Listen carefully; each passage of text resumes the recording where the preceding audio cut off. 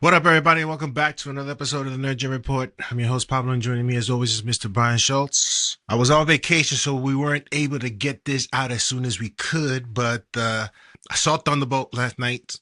Brian, what did you see, Thunderbolts? Same. Last night. So I've been thinking about it and how this movie, I guess, was received based on the things that people have said in the past. I can honestly say I had a good time at the movie theaters. What did you think, Brian? Yeah, I agree.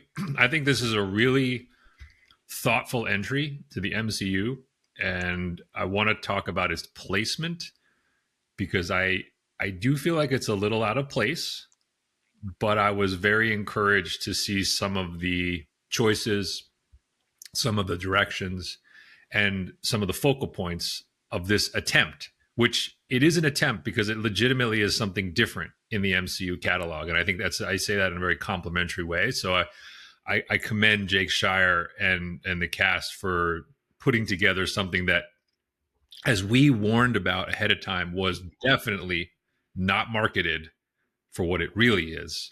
But what it really is something worth investigating at the movies. Probably not with your young kids, because this is not aimed at young kids. Yeah. But for grown-ups and even like teenagers and young people, I think there's something surprisingly meaningful in the conversation that this film is trying to have. So Yeah. I liked it overall. Certainly, there were some performances that you could have done without, and I think we'll talk about that. But do you want to talk about the actors or the performances, or? Well, I want to talk about the concept first of all, because Bob Iger got on the Disney earnings call and he framed this movie. So this is why I think it's important to start at this point. He said, and he's talking about, as we'll get into it, but a lot of stories have come out again about Marvel becoming oversaturated, there being too much product, Disney creating the wrong incentives for the studio. And so Iger says, in our zeal to flood our streaming platform with more content, we turned to all of our creative engines, including Marvel, and had them produce a lot more. And we've learned over time quantity does not necessarily beget quality. And frankly, we've all admitted to ourselves we lost a little focus by making too much. So by consolidating a bit and having Marvel focus much more on films, circle that, we believe it will result in better quality. And I think the first and best example of that is Thunderbolts, end quote. So I frame that here because Bob Iger is saying this movie is an intro to the new way. That's how I would, when you see this, think of it as everything else he's trying to tell you up until between Endgame and now was kind of the old way. And he's saying this movie, not Fantastic Four, this movie is the beginning of the new way. So I think that's maybe the place to start. In that context, how successful do you think this actually was? I think it was successful, Brian, because it certainly touched on a lot of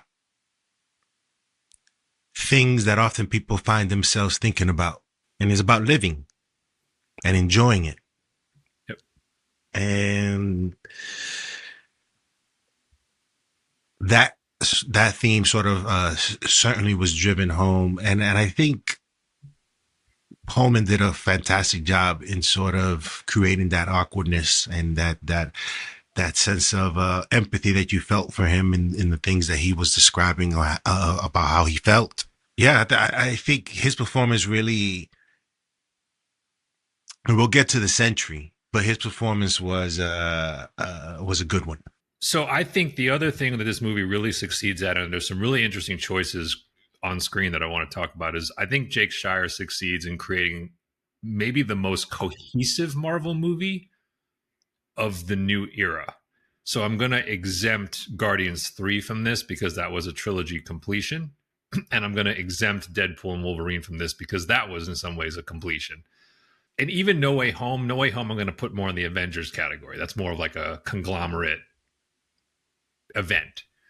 So I realize I'm taking out some movies here. But if I'm comparing this to the Doc Strange 2, Black Widow, Shang-Chi, Eternals, Quantumania, Brave New World, Marvels, if I'm comparing it to that string of multiverse saga movies, This movie is much more cohesive start to finish. You can tell there's a singular idea that is being explored for 2 hours, and everything about the way this movie looks and operates is built around that one premise. There is no feel of this movie getting reshot 3 times and us getting the Hydra version of like the mishmash version of anything. Yeah. So I think that stands out even in real time as you're watching it. You're like, and you have to, and quite honestly, this film trusts you to do homework, but we'll get to that. But I didn't really feel like if you missed the homework, you would miss the movie. I think if this was the first time you saw John Walker or the first time you saw Ghost, I think you or Red Guardian, I think you'd be okay. I think you could follow along with what this movie wanted you to experience without any of the backstory. So I think that's a huge +1 for this project, being able to pull in characters from multiple venues, TV and big screen, and yet make this output that actually can stand alone. You mentioned placement. Yeah. How long has this movie been announced for? Right. So everything's been pushed back, right? You had writer's strike, you had COVID, but it's always been at the end of this particular phase. We commented on this at the very beginning when they announced it. It was put at the end. It was put as the, well, Avengers, spoiler alert, new Avengers style capper to phase. I don't even know what phase it is. Phase 5 originally, phase 6. I don't know. I think it's in the wrong place. I think this movie should have been where Quantumania was. I agree. And I think you like it better if it's in that place because the questions it asks about the Avengers not being around and these people dealing with their traumas, if you see that sooner, tighter to Black Widow coming out, to Falcon and Winter Soldier coming out, which was 2021 and 2022, and even closer to Endgame itself, I think this movie is actually even a more effective counterpoint to those. And it makes a hell of a lot more money. I think that's true. I think this is one of those that actually, I will talk out of both sides of my mouth about how this project should have been created because I've been adamant that it's more of a TV series than a movie.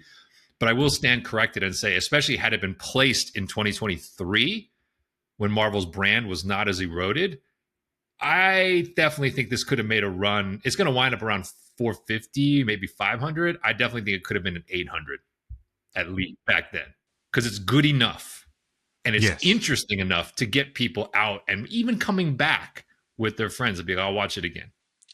What did you think of the Sentry?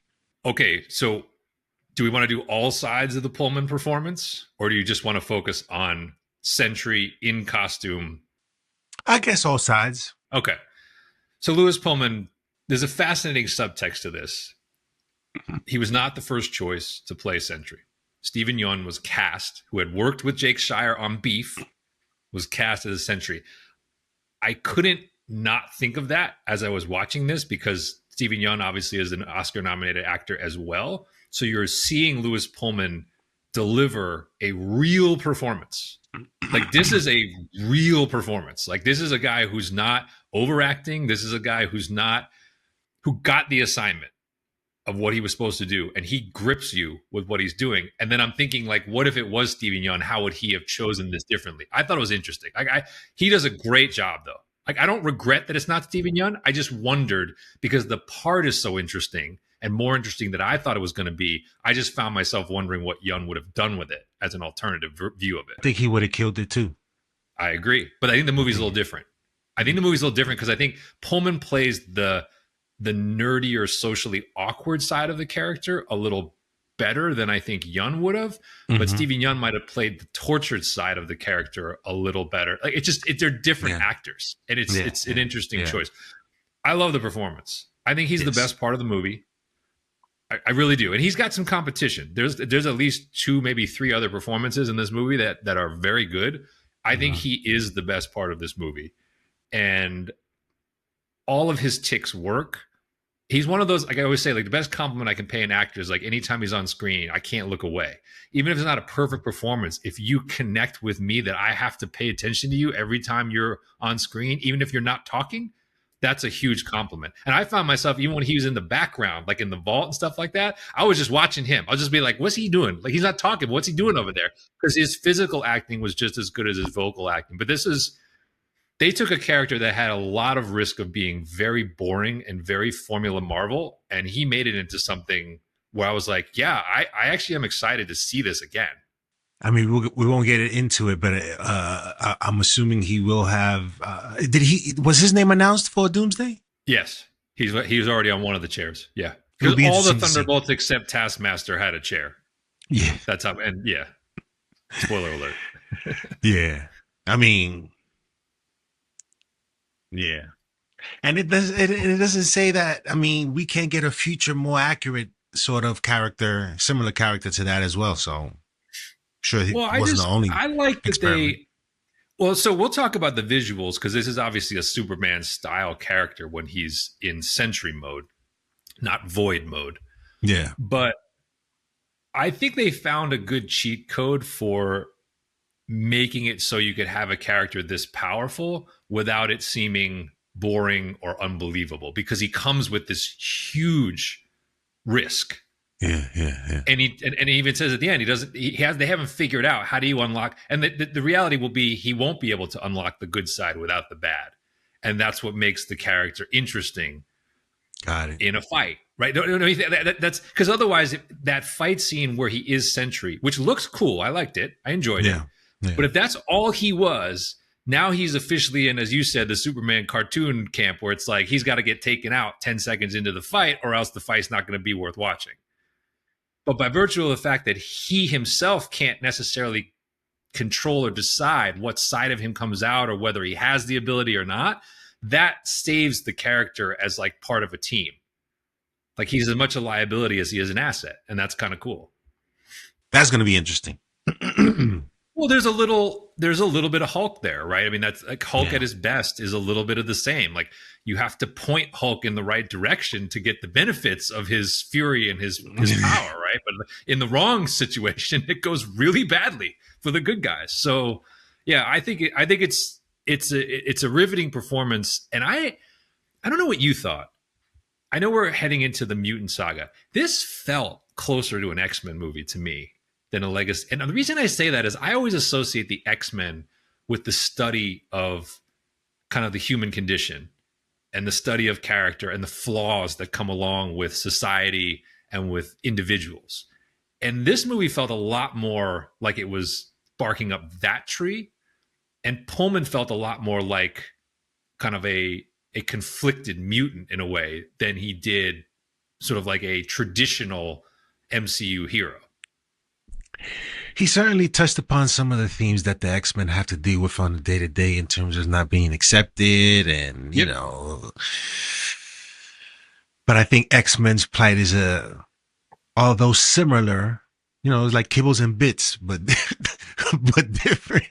No, I totally agree. Yeah, I'm not mistaking him for Wolverine or anything like. I'm just saying that the thematics of this, didn't feel like things that Captain America and Iron Man deal with. They felt much more like things that Professor X deals with at the mansion with his troops. Hopefully, those themes in X-Men, you know, are just. I mean, to me, the bar for me is X-Men '97 in terms of they were able to make you feel, everything that they wanted to make you feel. You know, can the X-Men do that? This iteration of the X-Men, Kevin's plan, can he do that? We don't know. But what were the other performances, Brian, that you thought were as good? So I think Florence Pugh clearly is the other.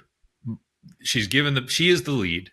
Like it is an ensemble picture where she is the lead. There's no question. Things flow through her. She's the point guard for this operation. And she continues to do a fantastic job, but she's definitely flexing more the dramatic chops in this. We've seen the more kind of the comic, playful side of Yelena in, you know, most notably in Hawkeye, and then obviously in her introduction in Black Widow. This one, she kind of puts that away for the most part. There's some wisecracking, but like she really is deep into her own trauma and connecting with people, from her surrogate father basically to Bob. And I don't think this movie works if she's not able to seem real in that capacity. Like if she's the fully wisecracking, you're a poser, Yelena, this movie doesn't work. And so the fact that she gives dimension to the character, I think, is part of what propels this forward. So I think she's the other one that, most people said going in, this is also a lead performance. It definitely is a lead performance. It's a real performance. Mm-hmm. I think that she gets valuable help, though.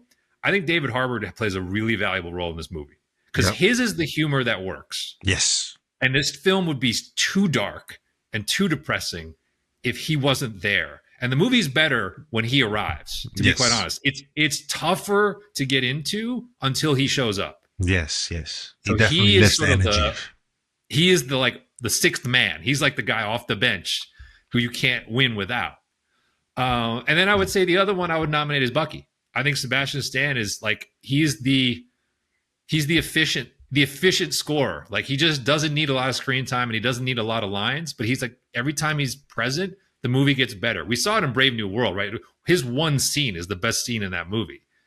And in this movie where he pops up here and there, just the way he looks, just the way he kind of stands off to the side, like these little things are really valuable in sort of putting the movie together. And in a weird way, as I said, like he's blown up as an actor, right? He's not a prestige actor. And now you see him in this different light of like, he's kind of the guy where I'm looking at like going forward for Marvel, they probably can't do without. Like he's almost one of those guys that they have to find a way to get him into a lot of these projects just to kind of connect, put things together. He doesn't have to be the star of anything. But that's what kind of how I felt. So those were the main characters that I felt like brought it in a way that I was like, okay, anytime they're on screen, like we're in good hands. And when they're all together, it's great. I liked Russell's performance. Interesting. Because you get sort of the trauma that he's going through, right? Like he's a fake Captain America sort of situation, he just relives like Mr. Incredible, when he leans back, when he sees the opportunity to get back in the game and he's surveying the room of what it used to be. So Captain America, what's his code name? U.S. agent. So his character, then having a kid and I want to come back to that because he obviously had never been on big screen before. Mm-hmm. And I think that's not right. This is one of the characters we were introduced to small screen. I think he's the only one. Do I have that right? Who? Well, I guess technically Julie Louis-Dreyfus was also introduced in Falcon and Winter Soldier. Yes. But she had been technically on big screen before because she's in the credit scene of the Black Widow movie. Wyatt Russell had not. So and I want to get back to that idea. I agree. So like, I thought he was good. I thought Hannah John Kamen was good as Ghost. I just think they didn't have quite as much to do. And the Hannah John Kamen performance is one where like you have to watch Ant-Man 2 because they really go into her trauma and her struggle and why her power is not really a blessing. It's kind of a curse, and her relationship to Lawrence Fishburne in that movie. Like it's been a long time, right? That's 2018. You have to go back to remember that. Mm-hmm. And she wasn't necessarily one of the most memorable characters. And I want to bring that up here because this movie flashes back to the personal history of every one of these characters. But what does it not flash back to? Not a single frame of the other MCU projects they were in. I thought that was so interesting and notable. There's not one frame of Ant-Man 2 here. There's no frame of Falcon and Winter Soldier. There's no frame of Black Widow. There's nothing. Every flashback is new to this movie. Yes. I think that was absolutely deliberate. Yes. Absolutely deliberate. We don't want people to have, yes, there's homework, but we don't want people to feel like there was homework. Yeah, they really made it its own thing with hints of like this could, like it felt like Daredevil felt to the MCU. Yeah, I think that's fair. On Netflix. And actually, that's a great, save that thought. Okay. Save that thought. Who didn't work for you? I have one big one that didn't work for me. What's her name? Fontaine. Absolutely. Julia Louis-Dreyfus is a miscast. I'm sorry. Legendary TV actor, but no. Yeah, she didn't work for me. She's the mustache twirly guy. She's Mayor Humdinger. You know, that's why I was like, I was out with if she every time it was her and her assistant, I was out. But so her assistant, so Geraldine, oh, I'm going to mess up her last name, Geraldine V, put it that way, noted comic comedy writer. I didn't mind that character as like a sidekick character. I really didn't like anything about the Valentina character from a number of positions. So one is, I don't think Dreyfus's affect fits the movie. Like No. she's still playing Veep. Like there's Yeah, yeah, still yeah, hints yeah, of yeah. Elaine.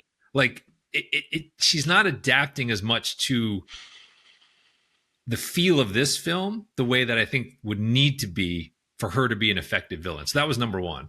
Yeah. Number two was she's just way too sloppy for a person in her position. Like she's basically supposed to be like, and we'll get to Nick Fury connections in a second. She's supposed to Mhm. be kind of like a twisted Nick Fury.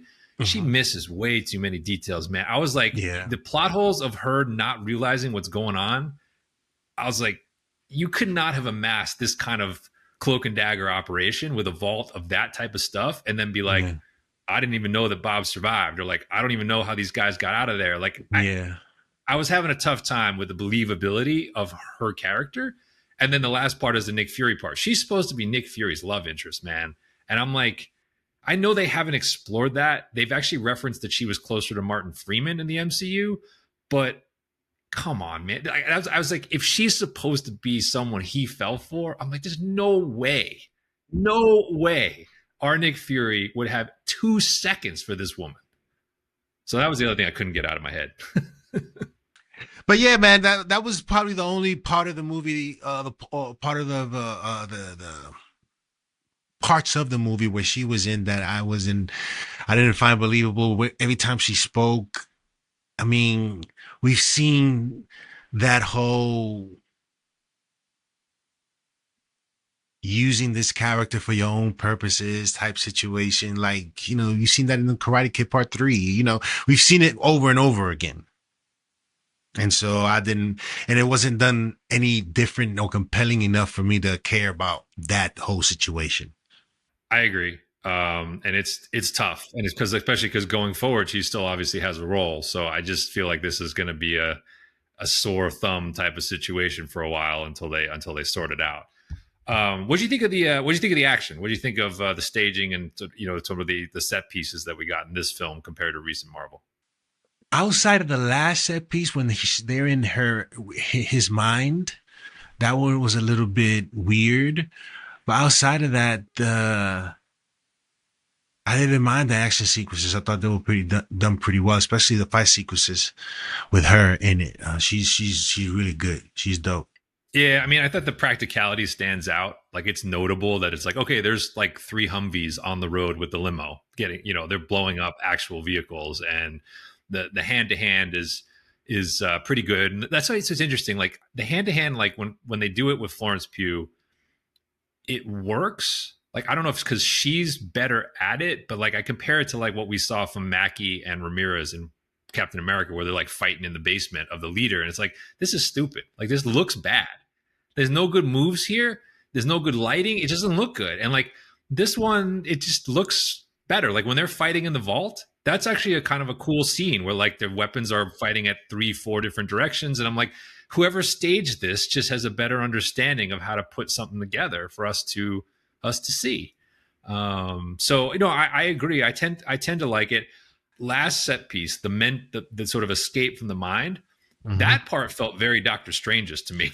That was Yeah. very like, didn't it feel like I was like in like Multiverse of Madness, or like I'm in the mirror dimension, or there's some weird like, Mhm. I get what they were trying to do, but it wasn't about the impact of individual fight moves, but it Yeah. was sort of it did look a little bit odd, like when the chicken comes out and like that sort of stuff. Yeah.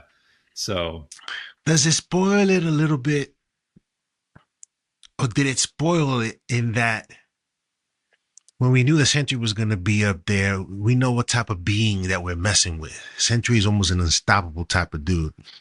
That somebody would have to talk him down. Did you expect that to happen? Yeah, because I was actually afraid of this. And we talked about this when they announced this character was in the film.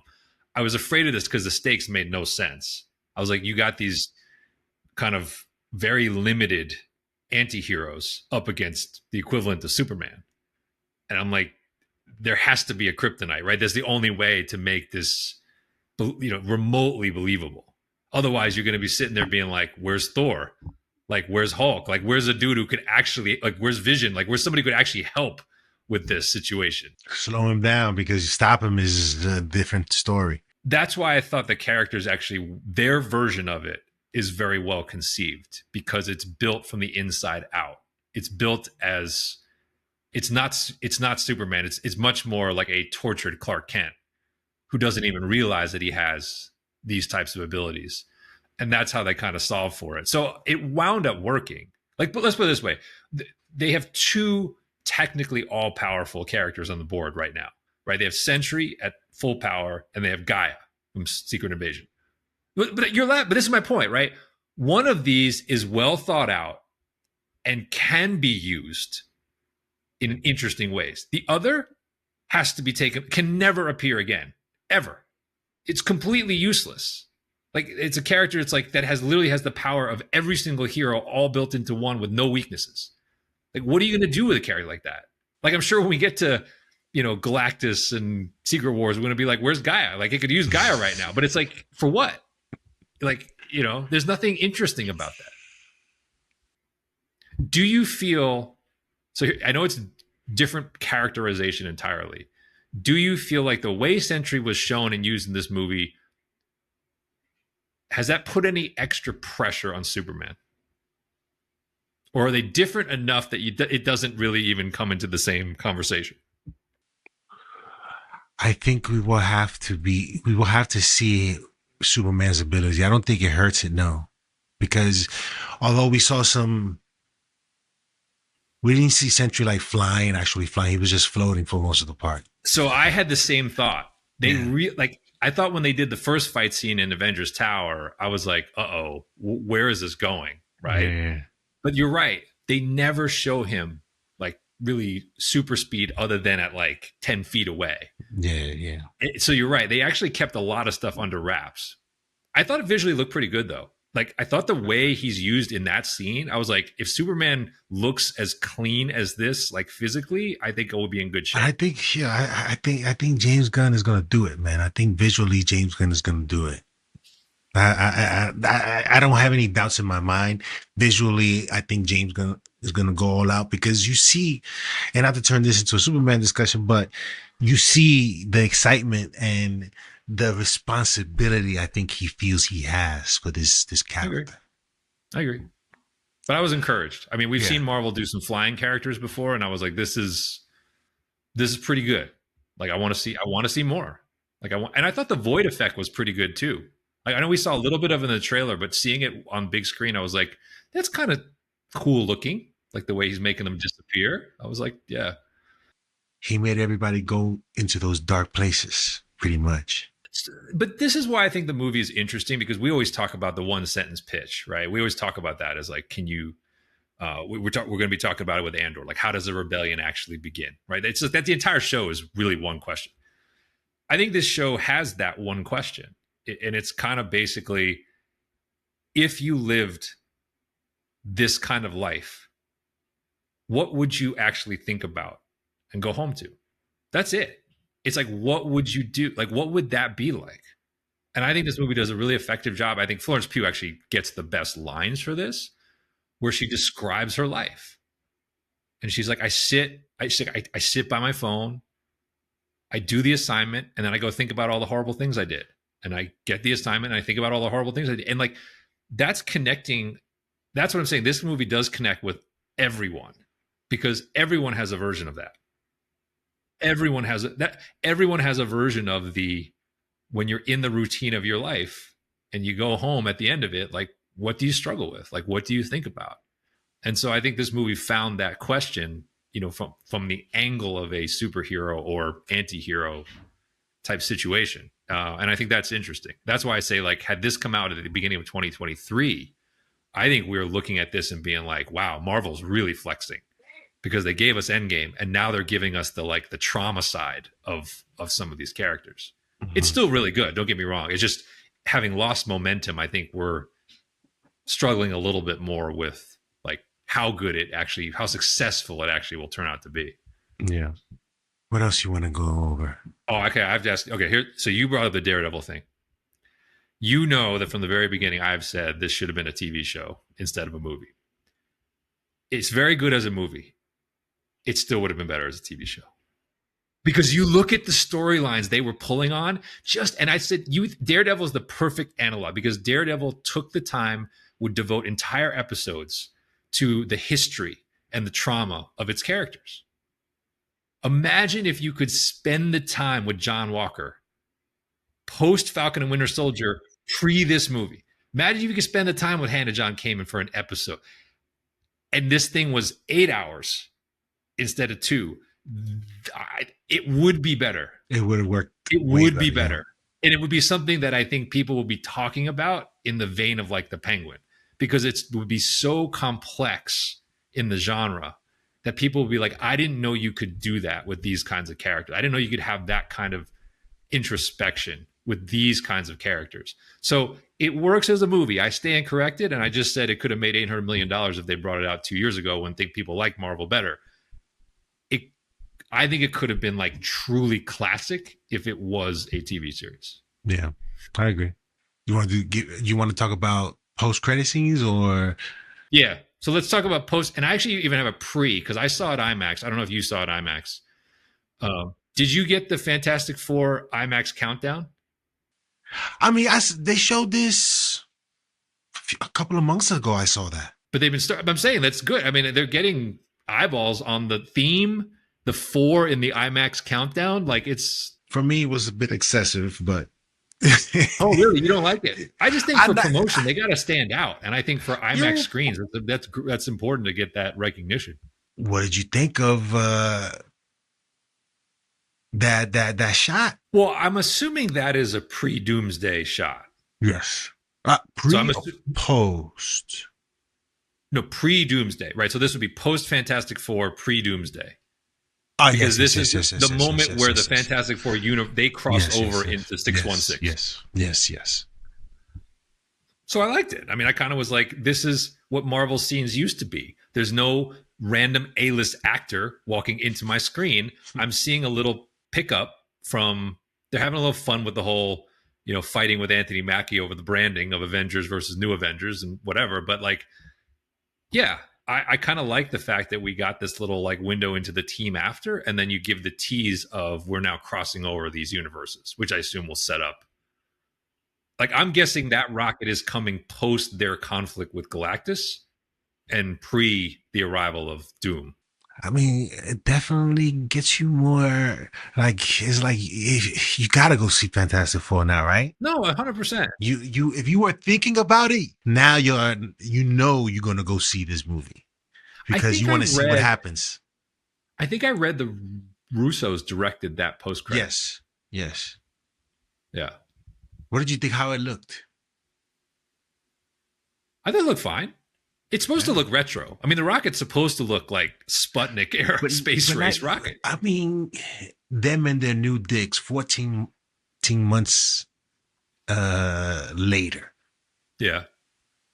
I like the fact that they kind of had a B team, like our tech is B team. Like, they're kind of talking about like, we got to retask a satellite, but we don't really have like the stuff we need because the real Avengers have everything, So I kind of liked it. It looks pretty good.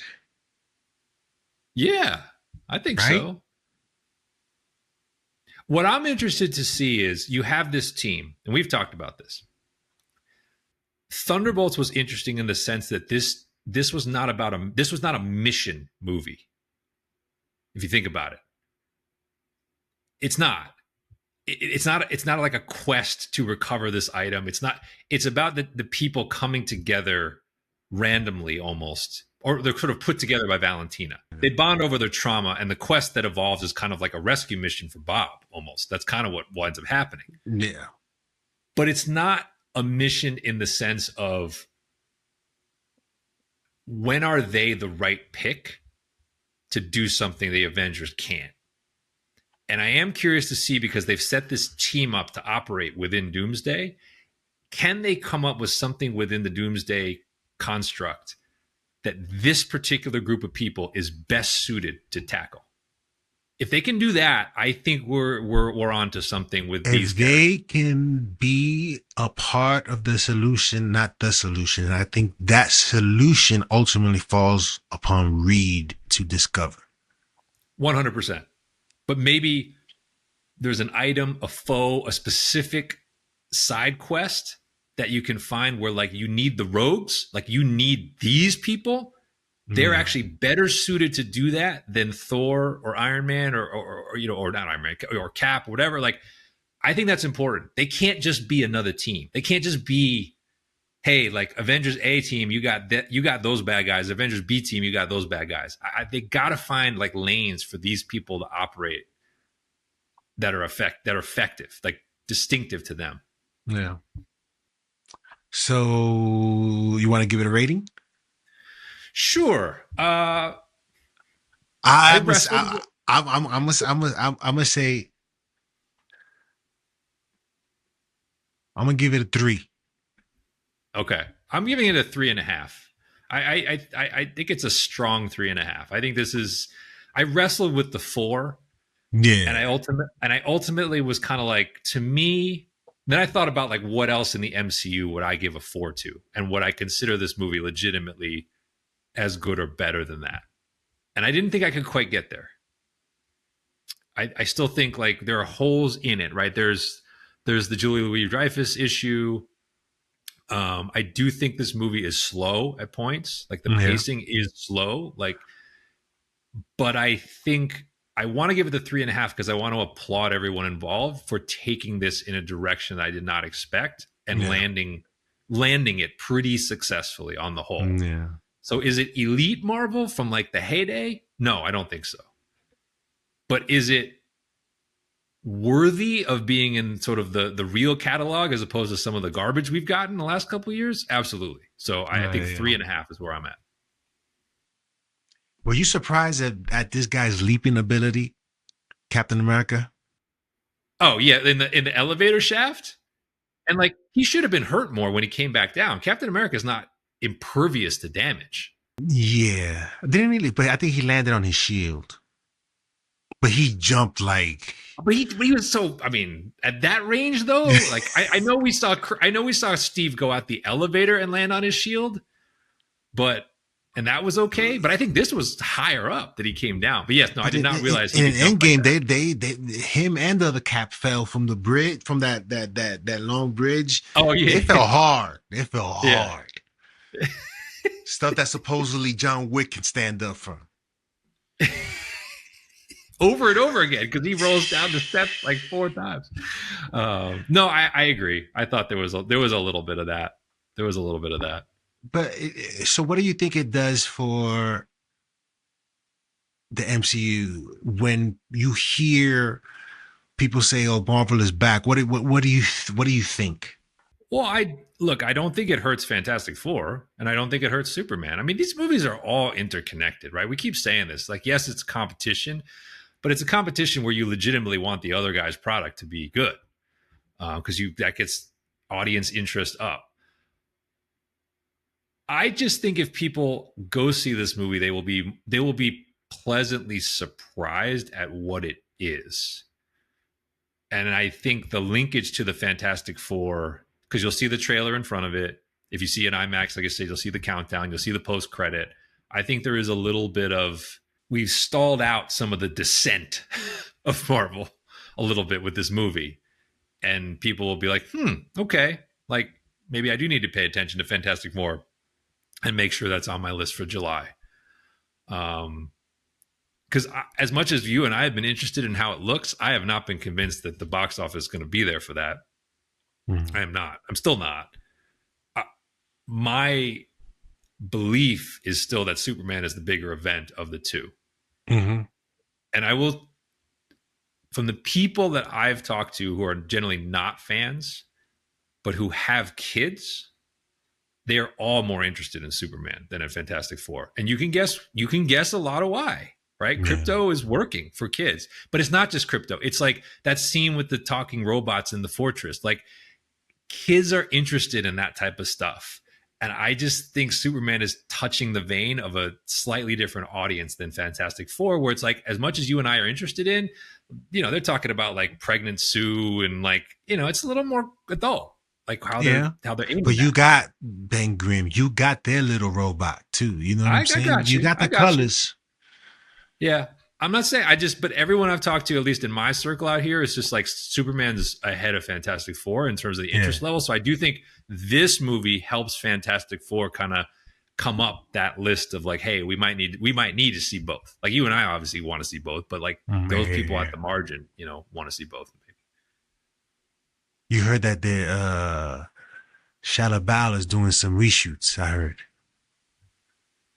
I've heard by the way, I've heard some additional critiques. So if you want the flip side to Fantastic Four that I've heard, and this is something that Superman is not dealing with, and I'll give you this as I have heard the critique that for people who remember Rise of the Silver Surfer, this doesn't look different enough.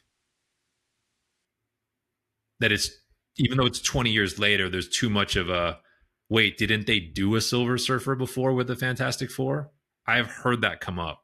You and I don't think have that baggage as much, but like I have heard that come up. And whereas with Superman, the look and feel of it being the way it is, I think people are resonating a little bit with the fact that it's not quite Reeve and it's not quite Cavill. Like there is something there that is like people are like, this looks new enough as Superman that I'm kind of interested. Now, comics fans will recognize a lot of the nods of what's new is actually like James Gunn is trying to pull comics accurate stuff off the page and put it on screen. But for people who don't read the comics, they're looking at it through the lens of what they've seen on screen before. And that's just the little anecdotal feel that I'm getting is that Superman's connecting in a way that Fantastic Four is not in terms of that novelty aspect. Anything else, Brian, before we wrap this one up? No, I'm just glad this movie exists. I mean, this is one of those where I got to give it up to people who kind of like put this project together, pitched it the way it was. And like whoever in the room was basically like, yeah, this is different, but we don't want to mess this up, made the right decision. Because this is the kind of movie that I could see a studio executive watching and being like, not enough explosions, not enough effects. You know what I mean? Like you're spending too much time, with like a family drama. And like, I give credit to whether it's Iger, Feige, or whoever who was just like, no, leave this intact and let's promote it and put it up on screen. Yeah. Yeah, let us know in the conversation below what you guys thought of Thunderbolts. I was talking to Tracy about it, and he seemed to be, I think he falls in the same vein of how we sort of received it in terms of there were some cool things about it. The Sentry was right on.